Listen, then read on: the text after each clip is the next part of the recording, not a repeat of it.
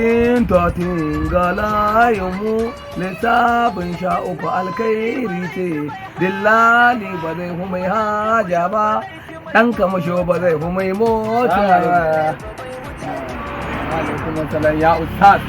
Amman da ta. Na'am. Wannan tatin da ne ana ta magana ne kai ma ka shiga cikin tatin ne. Na ji wannan tatin ta karaɗe birni da ƙauyuka ana ta tatin dan Allah ne ma na wannan tatin din da nake gani. Yawwa tatin alhamdulillah da kan wannan tambaya. Ita tatin wasu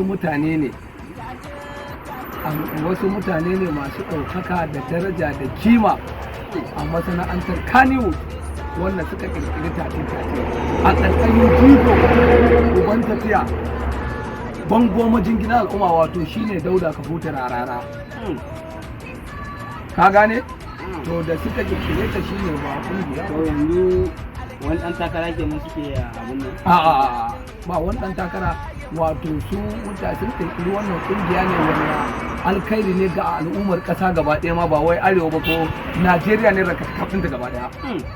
Saboda ba wannan siyasa amma an sun tsere wanda suka tsere mana nan gaba za mu fi su a tatin din mu mu tafi dan mu muna cikin tatin mun yi bareke. To ni ma na karɓi wannan tatin. Allah sha uku kenan ko? Sha uku mutum 13 ne suka kire ta. Allah ya taimake ka. Allah ya kwace ka.